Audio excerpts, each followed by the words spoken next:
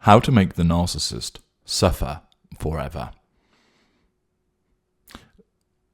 It is doubtless that at some point as a victim of the narcissist that you will have contemplated wanting to cause the narcissist to suffer in some way.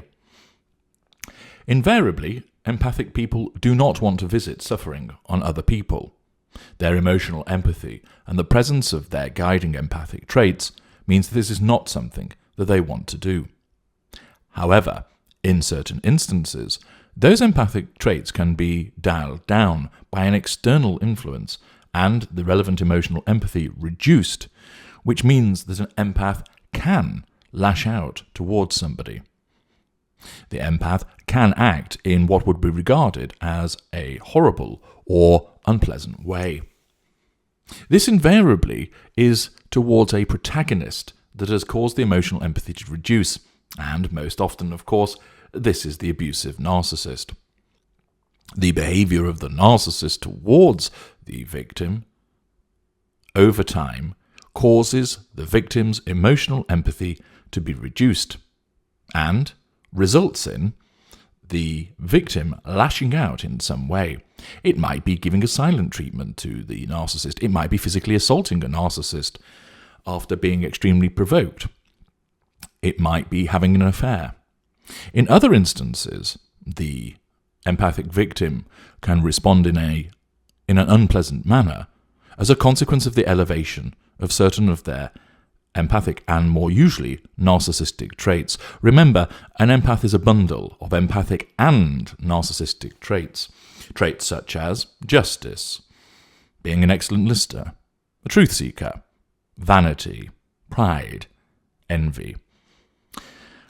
Elevated emotional thinking can corrupt those relevant traits to cause the victim to take steps which are contrary to logic, a breach of no contact, and, of course, could result in behaving towards the narcissist in a way which is detrimental to that narcissist. For example, the narcissistic trait of anger may surface to such a degree, driven by elevated emotional thinking, that the victim lashes out at the narcissist. Perhaps shoving them, hitting them, giving them a verbal tirade. Accordingly, as a starting point, it's important to understand that an empathic individual would not be looking to cause suffering to the narcissist because they are an empath. However, where their emotional empathy has been reduced as a consequence of abuse or as a consequence of elevated emotional thinking driven by repeated interaction with the narcissist so that there is corruption of the narcissistic and or empathic traits, in those instances, and it's not always guaranteed, the empath may take steps to do something which causes suffering in the conventional sense to the narcissist. For example, issuing them with a verbal tirade, ignoring the narcissist, putting the narcissist down, physically assaulting the narcissist, stealing from the narcissist, damaging the narcissist's property, and so forth.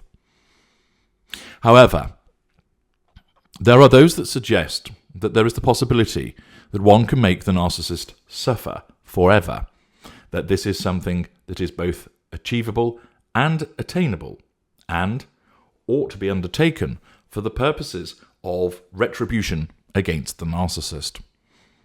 Remember, of course, taking such steps against the narcissist flies in the face of no contact, and that no contact is the most appropriate thing to do. Also, the suggestion that you'd want to cause suffering forever goes beyond a reduction of emotional empathy, and therefore one has to query considerably the state of mind in an individual that wants to cause suffering forever. In the instant, the empath might think in such terms, driven by high emotional thinking, but ordinarily it is not something that they would want to bring about as a permanent state. That said, of course, can you actually make a narcissist suffer forever? Well, in one respect, that might be the case. For instance, if, as a consequence of trial and appropriate evidence, the narcissist was convicted of a criminal offence and incarcerated, it could be argued that if they were imprisoned for life, that would result in them suffering forever. Of course, they wouldn't across the board. Yes, they would suffer from a loss of liberty. They would suffer from the loss of job. They would suffer from a reduction in fuel. But even in a prison population, they would still be able to obtain fuel from fellow inmates, from prison guards, from the prison psychologist, from orderlies, from visitors, from people that they speak to on the telephone as a consequence of letters, emails if they have access to such media.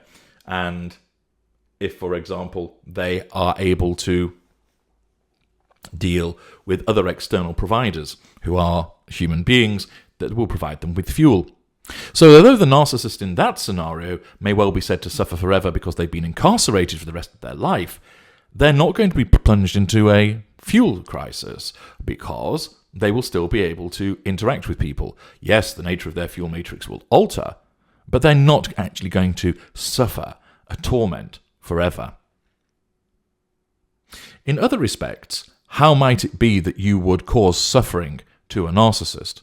Well, as you know from my work, if you were to launch into a verbal tirade against the narcissist, you don't cause the narcissist to suffer. You're giving us fuel. Yes, you're challenging our control, which means that we have to respond, but it doesn't make us suffer. We either argue back or come out with some other manipulation, assert control against you directly, or we will withdraw from the situation, thus removing ourselves from your criticisms and your accusations. Thus we assert control that way, and we'll go and obtain fuel from somebody else, so we don't suffer. If, for instance, you try to impugn the reputation of the narcissist by going around telling everybody about the things that we have done, not only, of course, is this a breach of no contact, but it is never guaranteed with any success. Invariably, the narcissist will have brainwashed certain people so that your version of events isn't accepted, and that most people actually aren't very interested. Yes, they will listen sympathetically, but it becomes tomorrow's fish and chip papers. They will listen to what you have to say, but for the majority of people, they will be too wrapped up in their own world. You don't have the economic resource to launch into some huge PR campaign to persuade lots of people that the narcissist is an awful and terrible human being.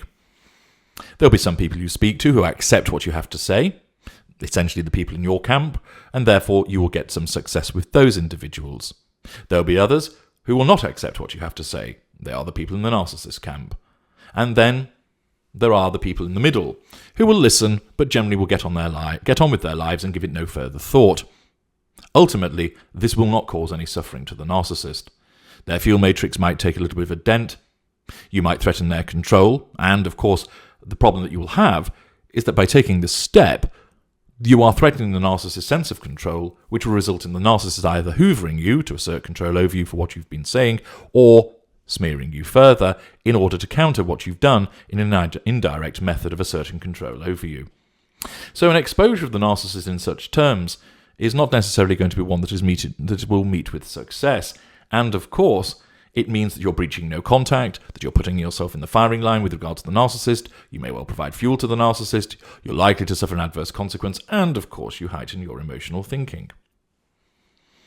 What about if you impose the most obvious thing, a total no-contact regime? This is the best thing to do for you. Will it make the narcissist suffer? Well, it depends upon where you sit in the fuel matrix. If you escape and you are the intimate partner primary source, you will cause suffering to the narcissist, but it won't be forever. The fact that you have torn yourself out of the narcissist fuel matrix, depriving the narcissist of a sense of control over you, fuel, character traits, and residual benefits, will cause problems for the narcissist if you are the intimate partner primary source. And this is particularly acute where the narcissist is a lesser or mid-range narcissist, because those narcissists rely upon their intimate partner primary source to an extent which is greater than the greater narcissist and the ultra. It really causes problems in the short term for a narcissist where there is the escape of the intimate partner primary source and there isn't a ready-made replacement. If you want to understand more about these effects, I would recommend that you go to the Knowledge Vault and obtain the effective no contact on the narcissist and also pipelines. That'll tell you more about the immediate impact that it has upon the narcissist, and it will also help you understand the nature of the narcissist fuel matrix. You also may wish to look at changes to the narcissist fuel matrix as well, which goes into considerable detail about alterations caused by escape. Assuming, however, that the narcissist does not have a ready-made replacement for you, you're the intimate partner primary source, and you escape, you will cause suffering to the narcissist. You'll put a huge dent in the fuel matrix, maybe removing 80 to 90% of that narcissist fuel and possibly tipping the narcissist towards a fuel crisis.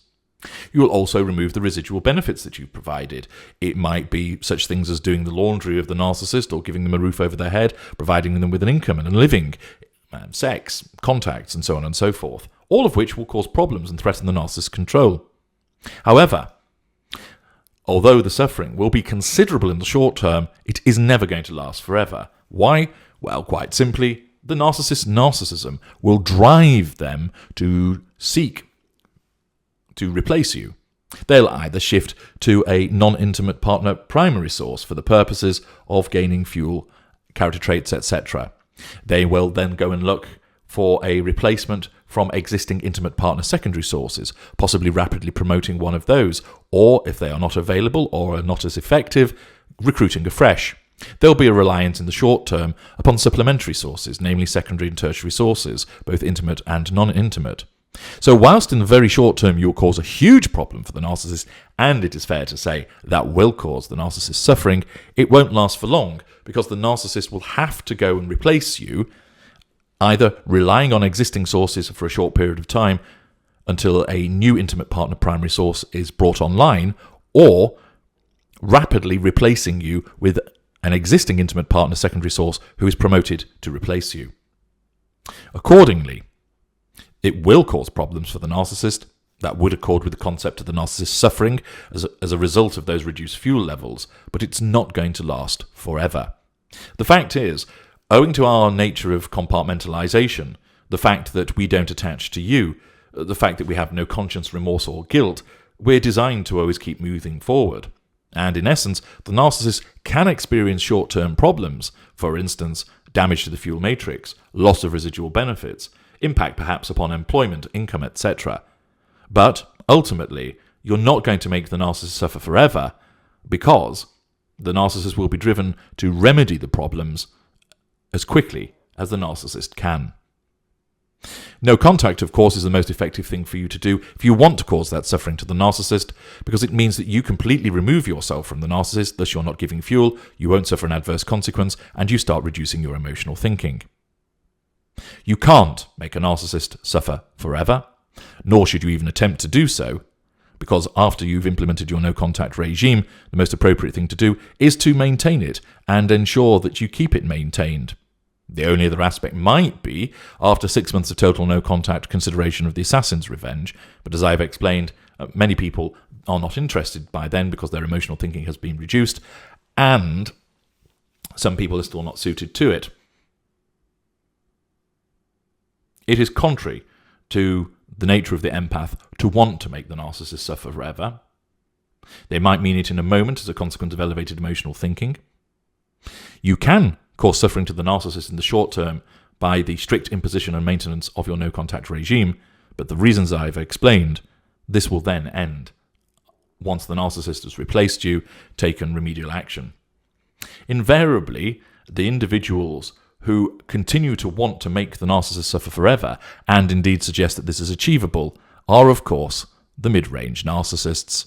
The ones that are unaware, don't realise what they are, and because of their need to assert control, rant and rave about trying to bring the narcissist down, trying to cause problems for the narcissist, and suggesting that you can make the narcissist suffer forever.